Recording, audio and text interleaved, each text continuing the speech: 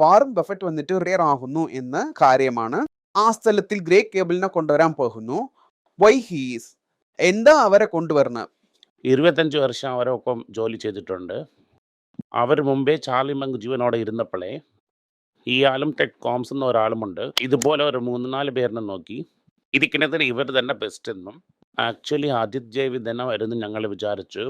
പക്ഷെ അയാൾക്ക് ഇപ്പോൾ 72 വയസ്സായി. നിങ്ങൾ റിട്ടയർഡ് ആകുന്ന സമയത്തിൽ തന്നെ ഞാനും വന്ന് റിട്ടയർഡ് ആകും എന്ന് അയാൾ പറഞ്ഞിട്ടുണ്ടായിരുന്നു. ഈ ബഫറ്റിൻ്റെ എംപയറെ നിങ്ങൾ നോക്കിയെങ്കിൽ അതിൽ മോസ്റ്റ് ഇമ്പോർട്ടൻറ്റ് ബിസിനസ് വന്നിട്ട് ഇൻഷുറൻസ് ബിസിനസ്. അവർ CEO ആയാലും അരുൺ ജെയിൻ തന്നെ അവർ ഇൻഷുറൻസ് അണ്ടർ റൈറ്റിംഗ് നോക്കാൻ പോണത്. റിയൽ പവർ എപ്പോൾ മാറും എന്ന് വെച്ചാൽ അജിത് ജെയിൻ്റെ അടുത്തിരുന്ന് ഇൻഷുറൻസ് ബിസിനസ് ഇയാൾ ടേക്ക് ഓവർ ചെയ്യുമ്പോഴാണ്. ഇൻഷുറൻസ് ബിസിനസ് തന്നെ 2 കാര്യങ്ങൾ കൊടുക്കുന്നത്. ആദ്യം ഈ അണ്ടർ റൈറ്റിംഗ് ബിസിനസ് കൊടുക്കുന്നത്. ഇന്നൊരു കാര്യം എന്തെന്ന് വെച്ചാൽ എവർ ഗ്രോയിങ് ഫ്ലോട്ട് കൊടുക്കുന്നത്. ആ ഫ്ലോട്ടിനെ തന്നെ അവർ ഇൻവെസ്റ്റ് ചെയ്തുകൊണ്ടേ പോകുന്നു.